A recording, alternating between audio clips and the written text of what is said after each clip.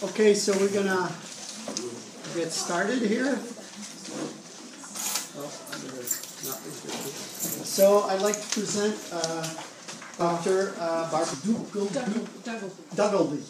Okay, she's a conservation and human ecologist. She's got a master's degree in natural resources economics and policies, and a PhD in tropical and human ecology from Duke University. She has more than 25 years of experience working with the U.S. and internationally on multi-stakeholders and science-based conservation planning and different projects like protected areas. You've heard of marine protected areas or land protected areas, in designing them, managing them, and monitoring them.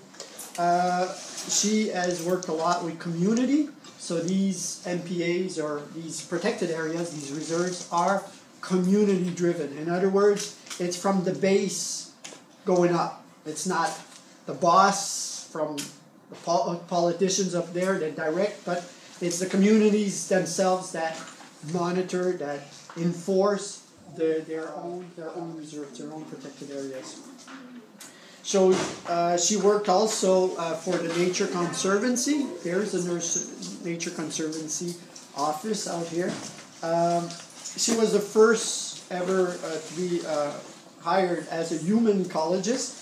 And so she worked a lot on local programs, managing different conservation work. And she worked with different indigenous communities She worked on 60 different protected areas, sites throughout Latin America, the Caribbean, and this work even extensively. And she worked also with the Native Americans, especially in the Southwest of the United States. From 2001 to 2013, she served as a conservation scientist in Latin America, a program director for the program Round River, where she initiated and directed conservation science program throughout South America, which this program extended with the Native Americans as well. She currently directs a field ecology program in Costa Rica. This is what she's going to be talking about today with us. Which is the NAPIRE Program, which is Native American Pacific Islander undergraduate studies, experience, in fact. And she has lived and worked in over 20 countries, so she's familiar with.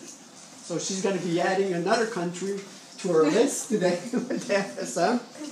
And so she speaks fluently Spanish and German, but she's going to do her presentation in English. Thank you. Thank you very much. It's really a pleasure and an honor to be here. It is my first time in FSM, the Micronesian territories. To give you a shorter version of who I am am a tropical ecologist, biologist, but when I was an undergraduate student in Texas, I really decided I want to work on protecting large areas and protecting nature.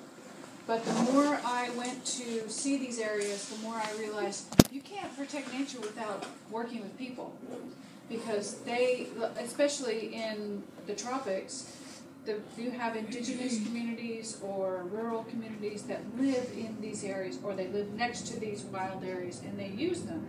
So that's why I decided to do a little bit of anthropology in my ecological studies and how I got to working with communities, and that's what I do. I've done it for 25 years, is working on conservation of large areas or education, but with indigenous communities, traditional communities, mostly in South America, but a little bit in Southeast Asia, a tiny bit in Africa, but mostly South America.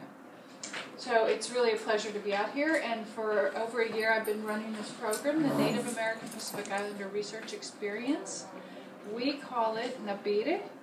Some people call it NAPIRE. You can call it either one. And it is a very, very special program because the National Science Foundation, which is the U.S. government source of a lot of funding for research and education, decided that they wanted to create this special program that would give internships to Native Americans and Pacific Islanders to learn about field ecology in Costa Rica. So it's a very, let me see if I can turn this around. A very unique program and special for all of you. Now, how many of you have ever met somebody who went through NAPIRE? Great. Well, if you feel like at the end talking about what I wish I had somebody here who had gone through NAPIRE, but I don't. But if you feel like you do actually. You do? Jody's hiding back here. He just came in. He did it 2 summers ago. I can have a testimonial at the end. Great, that's great.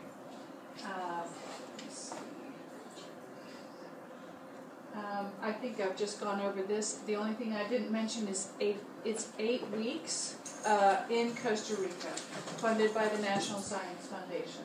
But before I talk about NAPIRE, I want to tell you a little bit about the Organization for Tropical Studies, because that's who I work for and that's who runs NAPIRE. It's a 50-year-old institution. It's that does research and education in the tropics. Mostly in Costa Rica, we have 3 very active biological stations in Costa Rica. But OTS, as we call it, it's not a university. It is a consortium of over 60 universities working together to create these field stations and research opportunities in Costa Rica and also now in South Africa. So we're a big collection of different institutions. And it was started in the early 60s by tropical ecologists who wanted to take their students, instead of in the classroom, to the field and put them in the forest and have them compare tropical rainforest to a montane forest, compare that to a dry forest, so take them hands-on experience. And then the other thing that's unique about the way OTS does teaching and education is they bring in visiting lecturers. So in one course of 8 weeks or 6 weeks, you might meet 10 different experts. You might meet an ornithologist, a herpetologist, even chemists can come through and give lectures on what they do and why it's relevant for tropical ecology. So it's a very unique immersion experience. These are, this is a map of Costa Rica, which is in Central America. So the yellow is Costa Rica, down here is Panama, that goes over to Colombia and South America, and then above is Nicaragua. We have 3 major field stations in Costa Rica. The upper right is La Selva Biological Station. It's a lowland tropical rainforest station. It's very hot, very rainy, but it's an amazing diversity of animals and plants. So you have at least 3 species of primates. You have capuchin monkeys, spider monkeys, howler monkeys. You have the 2 species of sloth. Great insect diversity, bird diversity. It's just a beautiful spot, but it's very hot and very humid. And then we have the Palo Verde Biological Station, which is in a drier region of Costa Rica. It's a tropical dry forest. Loses its leaves, mostly loses its leaves in the dry season. And there are also some wetland marsh areas on that one. The Las Cruces Biological Station, which is down here, close to Panama, is in the Talamanca mountain range. So it's higher, it's pre-montane tropical forest, it's cooler, and that's where the NAPIRE State research program takes place, at least 6 weeks of it. So that's where you do your research. It's much cooler and much more pleasant to live in. And just some photos from the Las Cruces Biological Station where the NAPIRE students live. This is the dining hall. It's a beautiful facility. We have GIS labs, it's also a botanical garden, one of the most important botanical gardens in the tropics. And because it's very hilly and some areas are perched high, the sunsets are great at Las Cruces. It has state-of-the-art research facilities. It has a GIS lab. It's small. We have a full lab where all of the students and the mentors in the program can have their research and study space, drying ovens for plants and other research processes. But some of the highlights of the NAPIRE program. Well, for those unlike you, maybe from North America, northern North America, who've never been exposed to tropical biology, it's a great introduction to tropical biology. Now, most of you have already been introduced to tropical biology. But through NAPIRE, you get these guided walks through the rainforest and through the Las Cruces forest to tell you more about these natural systems and why they're so diverse, what species they have in them. Occasionally we might have one of the indigenous people walk us through the forest and tell us about the plants that they use for different purposes. You design and carry out your own individual research project. So you, working with your mentor, come up with a hypothesis that you can go out and collect data to test. You collect your data for this hypothesis in a period of about 4 weeks, and then you analyze that data, again with the help of your mentor. Not all of the students in NAPIRE have taken statistics, so if you haven't, they'll help you analyze the data. Then you write up your paper in the format of a scientific paper, and I have an example of last year's student papers, and Brian Tonga's paper is in here, but the students write their final paper in the format of a scientific publication. And we help you with it, your mentor helps you with it, and by the end of the program, this is ready, we send it out in the fall, and so you become published. You also give an oral presentation, the NAPIRE students give an oral presentation before we leave the field station. So it's really a great way to get to do science. If you like science, or you think you like science, the NAPIRE program is fully funded, and you have a mentor. Each mentor has only 2 students. So you have almost one-on-one guidance from a mentor for 6 weeks. You don't have to pay anything. You get to go to Costa Rica. You also, you have, the mentors are just really a wonderful group of people. We accept 20 NAPIRE students, and you have 10 mentors. And this is just one of the younger mentors from last year. He was actually not doing research on frogs, but at night, he loved to go out to the pond and look for the frogs, and they decided they wanted to look for him too. But you have all these wonderful scientists that you're living with for 6 weeks, and so in addition to doing your research with them, you get to learn about what they do when they go back home, or what they've done, how they got to where they are. You also get to know Costa Rican history. We tell you a little bit. We take you to museums. You learn about their food, their livelihood, interact with them in the communities. You visit and have interactions with 3 different indigenous groups in Costa Rica. This is a woman from the Bribri tribe in Costa Rica, and she's showing the students how she uses plants from the forest to dye her yarns. And then she dyes the yarns and then shows us what she weaves with them. One of the communities we stay two nights with, and that's a really interesting and rewarding visit. We sleep in a big house that's perched over a cliff. The students call it the tree house, and that's the Bribri community. So this, you have to be a U.S. citizen or a permanent resident of the U.S. or one of the Pacific Island territories, including FSM. So all of you would, I'm sure, be eligible. We accept freshmen through juniors. We will accept seniors who are not graduating in May. So if you're not graduating in May, but right now you're a senior, you can still apply. And you have to be at institutions in this what's called the LSAMP network, which you are, so that's not a problem. You don't have to be a science student to apply or to participate in NAPIRE. Right now I have a business student who's going to apply.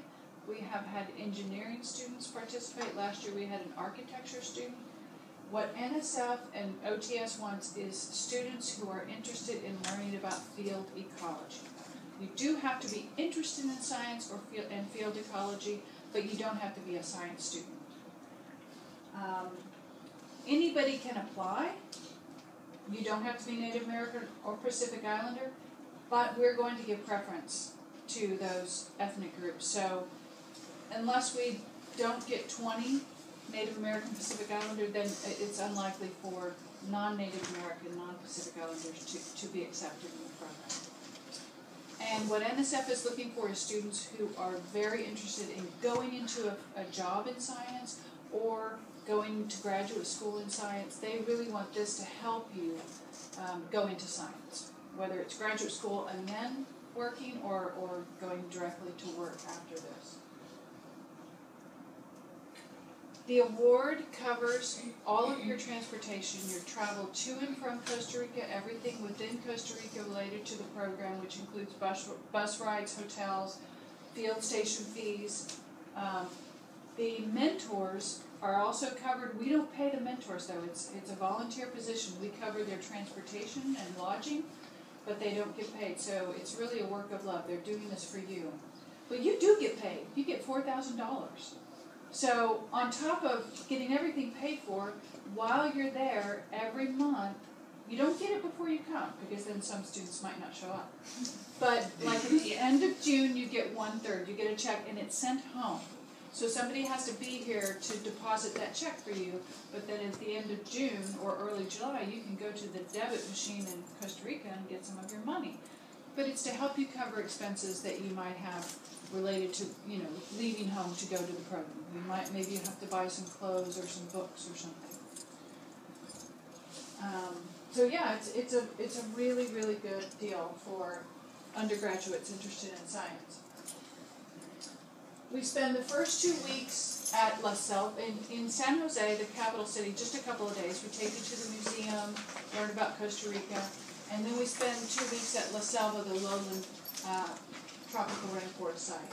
Then the mentors arrive. So for the first 2 weeks, it's just the students. The mentors arrive, and then we go straight to Las Cruces, the highland, higher elevation research station, where you spend 6 weeks doing your research and visiting indigenous groups. Just show you some pictures from the different periods. So this is the first 2 weeks. The top left is at the hotel in San Jose, right after the students have arrived. The bottom is, during those first 2 weeks, we might give you some introductory lectures on statistics, basic statistics, tropical ecology, Costa Rican history, kind of get you up to speed and everybody on the same level for the program. This is on a suspension bridge in the La Selva Biological Station. It goes over a big river, which floods sometimes, and we often see crocodiles and sloths and everything on the suspension bridge. And this picture of the sloth was taken on the suspension bridge by the teaching assistant last year. But also the howler monkeys, they'll come and walk along the suspension bridge right next to you.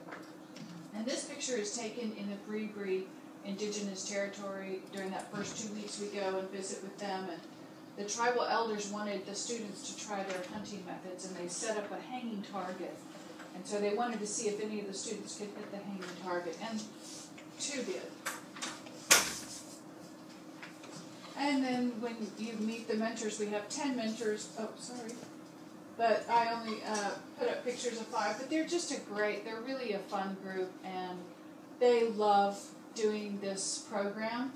So it's a really good time. We become very close, all of us.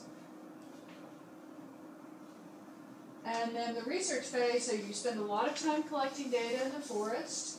We do take a couple of bus trips to go see the indigenous communities and other places. But this is 2 students working with their mentor. This mentor is from the University of Guam. And this young woman over here is from Chuuk. She's at the Chaminade University in Hawaii. And this is at the top of a mountain that we hike up to, and it's so tall, it's one of the highest mountains in the Talamanca Range, that on a clear day you can see both oceans, the Atlantic and the Pacific. So it's really nice, and just some wildlife pictures. Oh, this is just a lot of text, but it's just why should you apply? If you're at all interested in science, this is a great opportunity to just sink yourself into it. You get to meet 19 other students who come from similar cultural backgrounds but different. So last year we had 10 Native American students and 10 Pacific Islander students. The Pacific Islander students came from Guam, Micronesia, and Hawaii. I'm hoping this year we also have some from Palau and maybe American Samoa as well. You get to meet Costa Rican indigenous people. You get some more training in tropical ecology and statistics. You get to do your own research project and publish it and give a presentation before the end of the program. One-on-one mentoring, and everything is paid for. In addition, I think one of the best things about NAPIRE is that the mentors that you work with, your mentor and the other ones, and me, we become important contacts for you for the rest of your career. Already I've written probably 20 letters of recommendation for students from last summer who are applying to internships or applying to graduate school or applying for some kind of grant. So mentors can write letters of recommendation, and so can I, and that becomes very important. If you've never done anything like this, if you've never been out of your country, that doesn't mean you can't do this or that we will think, oh, they're not really a good candidate. In fact, we want people that this is really going to be a big life-changing event for you, and it's really going to help you. So we're looking for people who this might be their first experience in research and first experience internationally. So that's the type of people we like to bring into the program. All of the information and the application forms are on our website. I have some flyers here that has our website on it where you can get the application forms. It's pretty simple. It's a Word document that you fill in the sections. And my email address is here as well. You'll need 2 letters of recommendation. One comes from a professor who you've had a class with, and that's your science recommendation. And the other one is can be from administrative staff or another professor. You need to send us your complete application, including your official transcripts from the university, by February 15th. And I want to point out one thing about the application that sometimes students don't think about.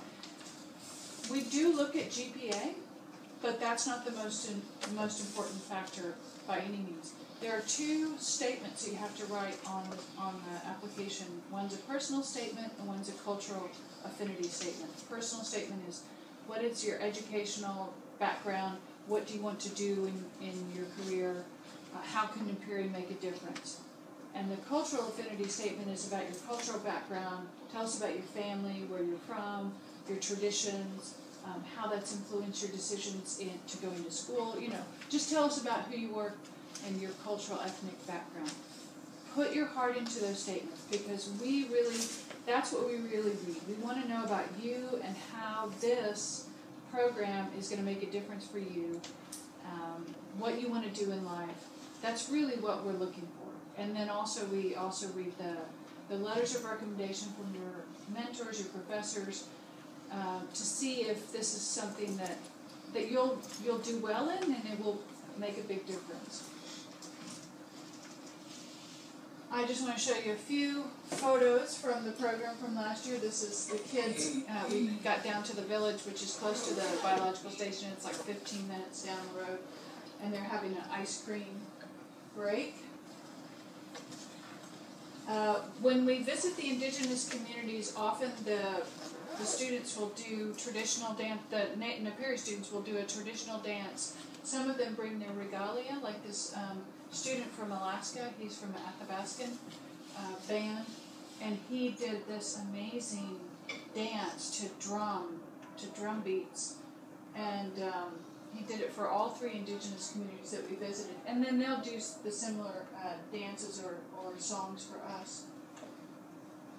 Lots of good Costa Rican food. They eat very fresh, healthy, lots of salads, rice and beans, and a lot of direct contact with nature. Eating lunch in the forest, chilling out.